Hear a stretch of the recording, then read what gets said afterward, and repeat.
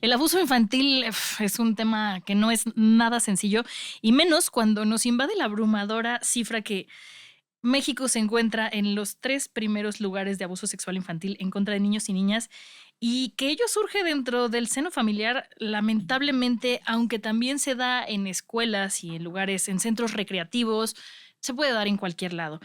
Para hablar de este tema está con nosotras mi queridísimo José Luis Ayub. ¿Cómo estás? Bienvenido. Muchísimas gracias, muy bien, muy contento de la invitación y muy contento de volver a saludar a amigas y amigos aquí en el Heraldo. Qué gusto que estés aquí. Bueno, te presento formalmente porque eres abogado y doctor en ciencia política y administración pública. Estás enfocado en la prevención y seguridad infantil y a partir de 2022 funges como embajador de Aldeas Infantiles SOS México, promoviendo la defensa y protección de niñas, niños y adolescentes en el país. Qué increíble que estés metido en este tema con niños. Es padrísimo, es un tema muy feo, es un tema terrible, pero es Sí. muy bonita la labor que se está realizando y muy gratificante poder trabajar con niñas, niños y adolescentes. Estamos trabajando directamente con ellos, con sus padres, con profesores, y ha sido una experiencia maravillosa. Me lo puedo, o sea, yo que ahora que soy mamá, ¿no? Cuando te conocí era un alma libre y joven. Ujú. Ahora que soy mamá entiendo como este tema y la profundidad que tiene. Como papás, ¿tú qué crees que sería lo que deberíamos enseñarle a nuestros hijos para poder cuidarse? En, en principio, yo les diría a los papás, les diría a las mamás, en la madre Ujú. soy mamá, Ajá. le diría a las madres, tenemos que empezar a tener un vínculo de confianza y de diálogo con nuestros hijos, Ujú. sobre todo en el tema de la sexualidad, cuando llegue la edad de cada uno de los niños, Ujú. pero sí empezar a platicar con ellos sobre cuáles son sus partes privadas, qué es lo que no deben de permitir, cómo enseñarles a decir que no a Ujú. otras personas cuando no está presente el padre, de una manera paulatina, ir trabajando con ellos, precisamente generando esa confianza y sobre todo que los padres a cualquiera de las edades le creamos siempre Sí, a los claro. niños cuando nos están hablando de este tipo de temas. Claro, ¿no? Porque como papás podemos caer en el está exagerando, se lo está inventando, quiere llamar la atención. Y creo que hay una edad, hasta cierta edad, que los niños no pueden mentir, no saben hacerlo, ¿no? O en la exageración de decir, son niños, es un niño. Sí, Digo, no está cuenta, jugando. no cuenta lo que dice un niño, no, es un niño, es un ser humano y cuenta y algo está sucediendo. No necesariamente tiene que ver con un abuso, Ujú. pero hay ciertas alarmas en las que podemos fijarnos, con las que podemos acercarnos de una manera mucho más directa y decir, ¿qué está pasando? Claro. ¿No? Yo comentaba en algún otro lado que conozco de un caso de un niño pequeñito que iba a sus clases de natación Ujú. y de repente no quería ir a las clases de natación. Entonces la mamá se preocupa, se Ujú. le hizo extraño porque no Ujú. conoce el desarrollo de su niño y pregunta, ¿por qué no quieres ir? Y le dice, no, es que el profesor me agarra mucho la cara. Okey. Entonces esta persona dijo, ah, caray. Fue a platicar con el profesor y lo que pasa es que cuando se metía al agua el niño y salía, el profesor le quitaba el agua de la cara. Ah, okey, Entonces okey. no necesariamente tiene que ver, pero algo estaba sucediendo porque de Claro, repente dejó de querer ir. claro. Y eso es como un pequeño foco Son rojo. focos en los que tenemos que estar atentos, qué es lo que está pasando, ¿no? Cuando hay cambios repentinos en el dormir, en la comida, en los estados de ánimo, tenemos que Ujú. estar atentos. Claro. Me voy a ir un poquito al final, porque creo que es como lo más importante en este momento. ¿Qué secuelas deja en un niño, el abuso en un niño? Mira, las secuelas emocionales, digo, lo sabemos Ujú. de entrada, ¿no?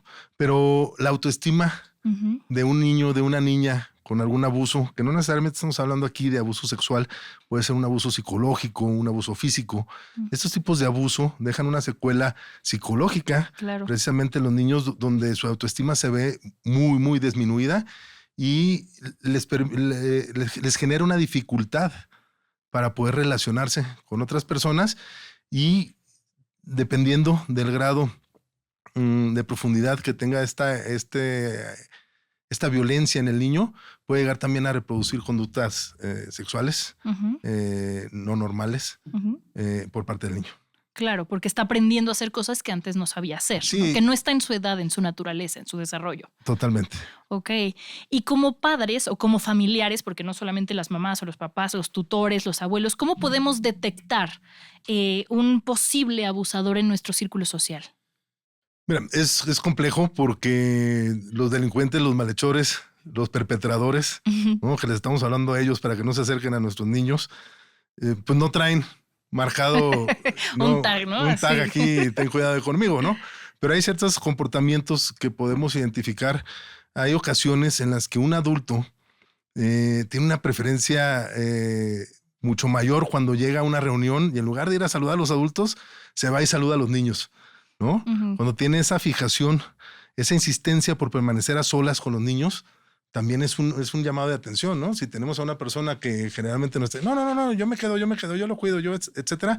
Y otra vez, no me voy a los extremos, ni tampoco quiero ser alarmista. Sí, pero no sí estamos hablando de la abuelita que quiere estar con el nieto, ¿no? También. Pero hay que tener ese especial cuidado en tipo de conductas atípicas que tienen que ver con nuestros hijos.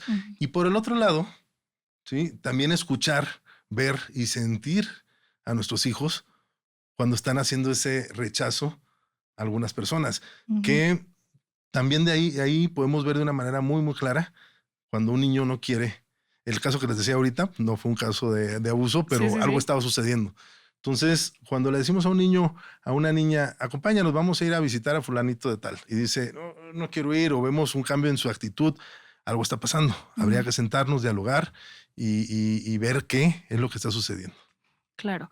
A mí me llama la atención esto, ¿no? Porque ahora que mi hijo entró al kinder, no quería ir al kinder. Entonces pasó la primera semana que lloraba y mi mamá me decía, ¿no le estarán haciendo algo? Y yo no. O sea, lo que le hacen es que me lo quitan de los brazos. Es diferente, ¿no? Creo que como papás tenemos que aprender a...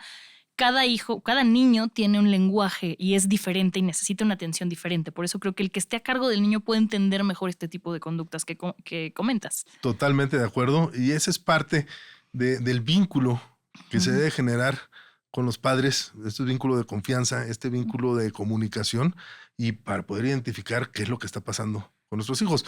Yo les decía que con el tiempo, por una parte, como son niños, pues hay veces que no tomamos esa atención, ¿no? No, está enojado porque está haciendo un berriche, está enojado porque, etcétera. Bueno, es un niño. Tenemos que tener ese cuidado, y yo diría extremo, sin llegar a los extremos, pero sí un cuidado de estar viendo a ver qué es lo que está sucediendo. Los niños, que no tiene que ver tanto con el abuso, pero se nos pierden en un segundo. Sí. O sea, lo descuidas un segundo y te pierdes. Yo me perdí una vez de más chiquito.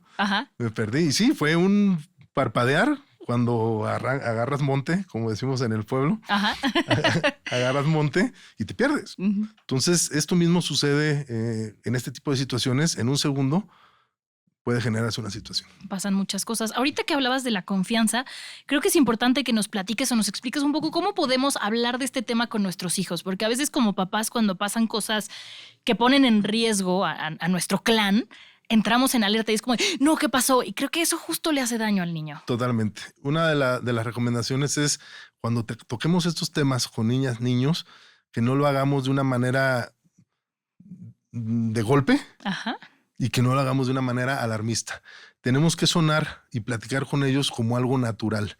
Aquí estamos en las pláticas, y ahorita seguramente llegaremos las pláticas que estamos dando, pasos para la seguridad infantil en las primarias, sobre todo. No toco el tema sexual. No hablo sobre abuso sexual infantil con los niños, sino hablo con ellos sobre todo el tema de qué te hace sentir cómodo, qué es una buena decisión, qué es una mala decisión. Y cuando tomas una mala decisión, ¿cómo te sientes? Y cuando un adulto se acerca a ti y te propone algo que tú consideras que es una mala decisión, ¿cómo te sientes?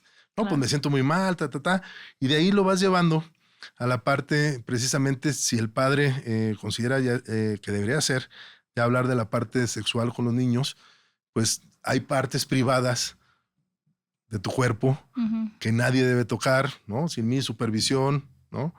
Hay partes en las que tú tienes todo el derecho a decir que no, y de esta manera el niño se va familiarizando. Si llegamos, como bien lo mencionas, de una manera alarmista, de golpe, pues el niño se va a asustar. Claro. Y va a decir, esto está mal. No voy a decirlo, me van a regañar. Y no está mal. Es algo que está existiendo. Ahora, yo me encuentro con lo que le llamo una paradoja, porque hay algunos lugares donde no quieren que se distribuya la información, ¿no? Pero porque dicen, ¿y tú por qué vas a hablar de sexualidad con mi hijo? No, yo no voy a hablar de sexualidad con tu hijo, estoy hablando de decisiones, etcétera. Pero por un lado no quieren que hables, pero por otro lado... Quieren que estén preparados. Y tampoco les hablas. Ajá. También. Tampoco les hablas. Y hay que hablarles de estos temas porque estamos viviendo en un momento ahora, sobre todo con redes sociales, que también es un riesgo importante. Internet, los videojuegos, no necesariamente, pero cuando te conectas. No, siempre hay un riesgo y por eso hay controles parentales en los videojuegos. También un día lo hablaremos. Exactamente. ¿Cómo se castiga actualmente en México? ¿Hay una pena para el abuso a menores? Sí, hay una pena. El Código Penal, si hablamos hoy que no estamos en Mexicali, pero que estamos en la Ciudad de México, Ajá. La Ciudad de México contempla una pena. Si estamos hablando de violación, ¿no? que es fuerte la palabra, pero cuando estamos hablando de violación, el Código Penal establece una pena de hasta 17 años y cuando se trata de menores de 12 años, hasta 20. Ok. O sea, hace una diferenciación el Código Penal de la Ciudad de México, los delitos comunes para menores o para gente de menos de 18 años y para aquellos menores de menos de 12 años. Okay. Y eso es para el tema de la violación. Y para el tema del abuso sexual, establece una penalidad de entre 2 y 7 años. Ok. Yo tengo aquí una pregunta, porque a veces he escuchado casos, ¿no? Que los papás no quieren exponer al hijo a una denuncia, porque entonces al hijo le preguntan, ¿y dónde te tocó? Y enséñame y señálame, y puede ser muy agresivo. ¿Tú qué opinas sobre esto? Opino que sí lo puede ser si el personal de impartición de justicia, los ministerios públicos, el DIF, no cuenta con personal calificado o con personal capacitado para atender estos asuntos. Entonces sí se convierte en algo donde se revictimiza al niño, a la niña o a los padres. Entonces lo que tenemos que confiar es que la gente, el personal está capacitado para esto, no tener miedo a eso. Es una de las partes en las que también estamos trabajando con estos pasos para la seguridad infantil, acercándonos al DIF, acercándonos a procuradurías, tocando la puerta, precisamente para que se tome de una manera mucho más seria y dándole la importancia que realmente tiene este asunto para que se puedan atender esos casos y para que precisamente las familias puedan ir a denunciar con una mayor confianza. Y para denunciar, o sea, regresándonos un pasito, hay casos en las noticias que hay profesores o empleados de las escuelas que son los agresores. ¿Cómo puedes tomar acciones legales sin que te digan, sí, el profesor lo vamos a suspender 2 días y ya regresa a sus labores? Hay un protocolo que tienen las escuelas para atender casos de abuso por parte de los profesores a los alumnos donde hacen una investigación. Muchas veces cuando tratamos de transmitir esta información a las escuelas nos dicen, no, es que tenemos un protocolo. Yo le digo, sí, pero cúmplanlo. Claro. ¿No? Se cumpla de manera real y que no surja esta parte de, no, lo vamos a suspender 2 días o lo voy a cambiar de escuela. Porque y entonces además, expones a más niños. En Mexicali hay casos donde al profesor lo suspenden, lo cambian a otra escuela y va y hace sus fechorías en la otra escuela. Entonces, lo que les diría es, sí existe ese protocolo, sí se puede activar ese protocolo, pero siempre existe la posibilidad de ir directamente a la Procuraduría y presentar una denuncia y que se inicie una investigación. Formal, ¿no? No dentro de la escuela, sino ya a nivel gobierno. A nivel gobierno, exactamente. ¿Y en cuáles son los espacios más comunes en los que surge el abuso? O sea, ¿en la escuela, en la calle, en la casa? Mira, las estadísticas nos dicen que en 7 de cada 10 casos, el abuso ocurrió en el entorno cercano del niño, en la familia o en la escuela.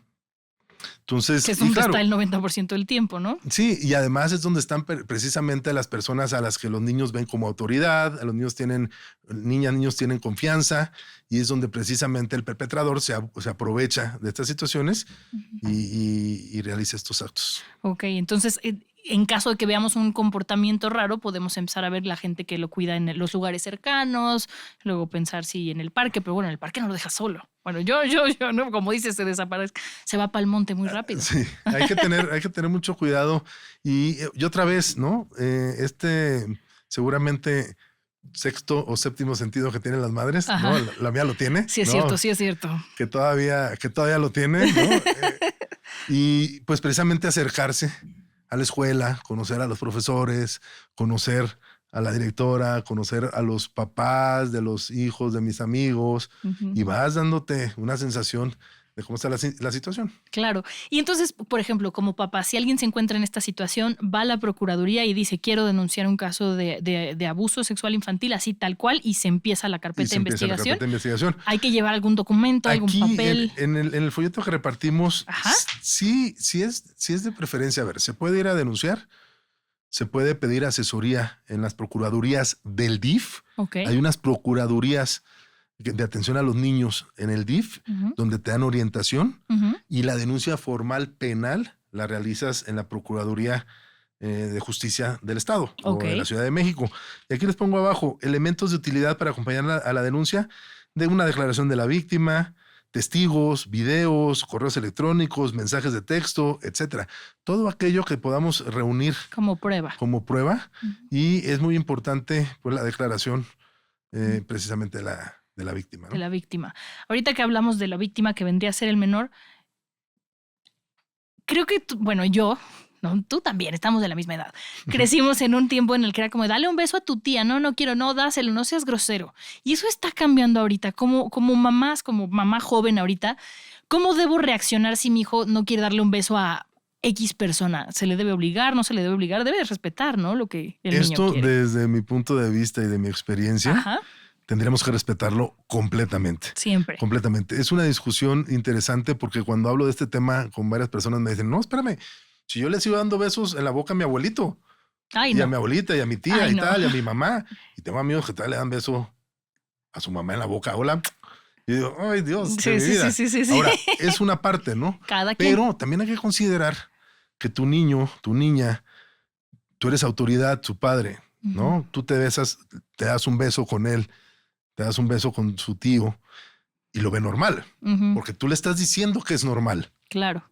Cuando sale a la calle y un adulto le dice, un adulto fuera de este entorno le dice, dame un beso, va a decir, esto es normal. Claro. Y lo va a hacer. Claro. Entonces, esa es parte de la problemática que se puede generar. A mí en lo personal no me agrada mucho esa circunstancia, pero digo que ha habido una discusión cuando lo pongo sobre la mesa. Claro. Y hay gente que lo sigue haciendo. Sí. Pero hay que ver ya no tanto en uno, sino en los niños. Sí, claro. ¿No? Porque puede ser un foco rojo justo ahí, ¿no? De por qué está teniendo este cambio con su tío al que siempre saludaba de beso. Y no necesariamente porque sea el tío, a lo mejor es una figura masculina, a lo mejor es la barba que le recuerda al profesor, a lo mejor es algo, pero es un foco rojo que nosotros tenemos que tomar en cuenta en vez de castigar u obligar. Y yo diría, ¿por qué, no? Sí, además. O sea, pero bueno, esto ya somos tú y yo. Si el niño se siente incómodo. Ahora, aquí lo importante es esto. Si el niño se siente incómodo, no quiere, la niña se siente incómoda, no quiere, se respeta y no se le obliga. Claro. Y listo. A menos de que sea comer, tienen que comer. Ir a la escuela. Cuéntanos un poquito de pasos para la seguridad infantil, este programa que nos has estado platicando. ¿De qué va? Mira, precisamente una alianza de amigas y amigos, pues viendo toda esta problemática con la que empezamos a platicar, nos reunimos y dijimos, pues vamos a transmitir esta información. Creemos que la información es poderosa y generar conciencia es muy poderoso. ¿Conciencia de qué? Daba las cifras de los primeros lugares México en abuso sexual infantil.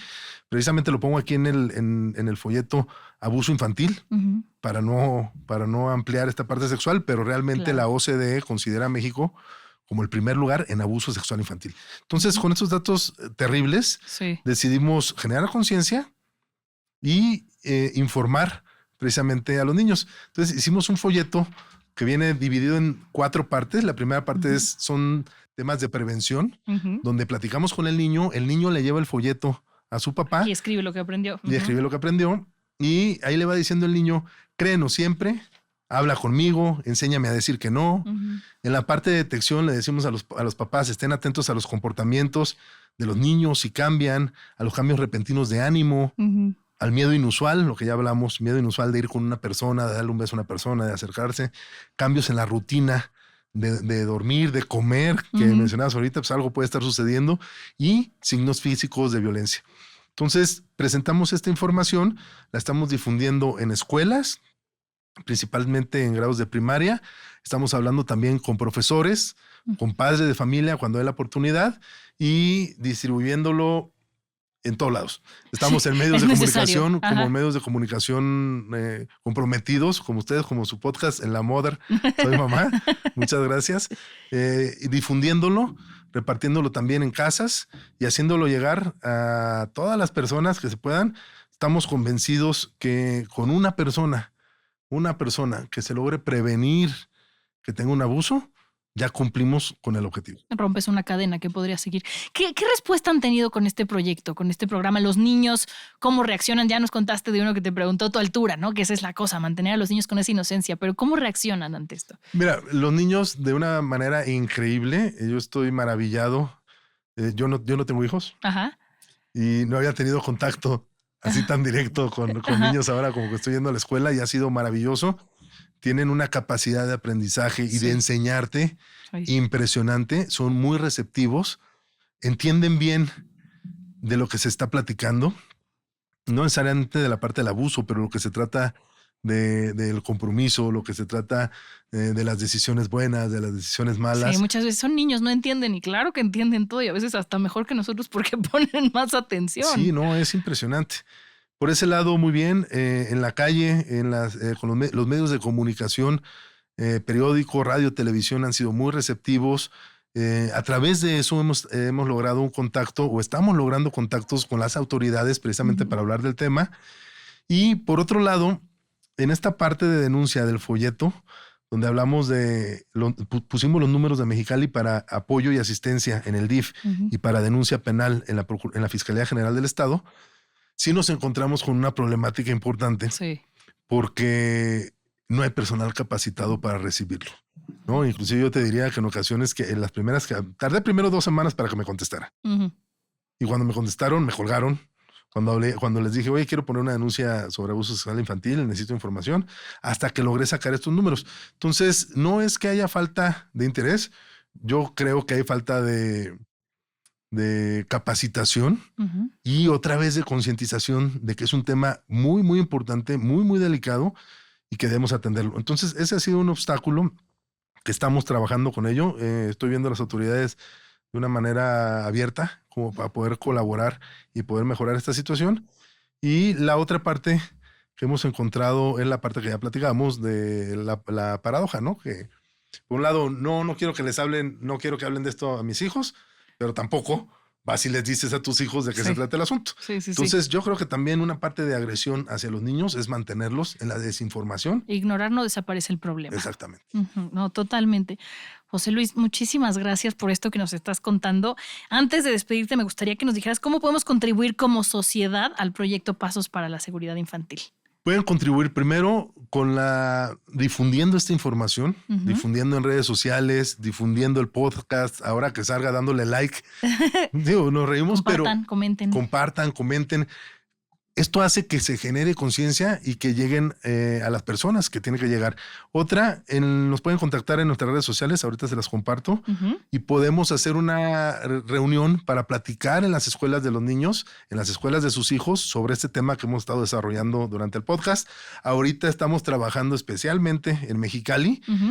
Pensamos que conforme se vaya desarrollando vamos a ir abarcando otras ciudades de Baja California y después nos vamos a poder ir expandiendo a otras, pero vengo cotidianamente a la Ciudad de México. Si también nos hablaran de aquí, también hacemos el hueco y vamos y hablamos con los niños, porque lo importante es que la información llegue. Que la información llegue y que los niños estén cuidados. Exacto. Tus redes sociales, ahora sí, no nos dejes en ascuas. Mira, tengo todas, pero todas están aglutinadas en mi página web. Yo les diría que es mucho más fácil que fueran a www.joseluisayub.com. Ayub es A-Y-O-U-B de burro. ¿Sí? B de banco. B de bueno. B de bueno. B de bonito. B de bueno. B de sí, bonito. Es www.joseluisayou.com y ahí mismo están todas las demás redes. Ahí pueden ingresar a las redes sociales. Perfecto, pues José Luis, te agradezco mucho toda esta información. Ustedes en casa ya saben, acuérdense de unirse a la tribu, contarnos si pasa algún tipo de circunstancia que ustedes las ponga a dudar. También en la tribu podemos platicarlo y podemos entre todas apoyarnos y pasarnos información. Y pues muchísimas gracias. No, muchísimas gracias a ti, muchísimas gracias a todo tu equipo y por el compromiso que tienen con las niñas. Gracias. Gracias.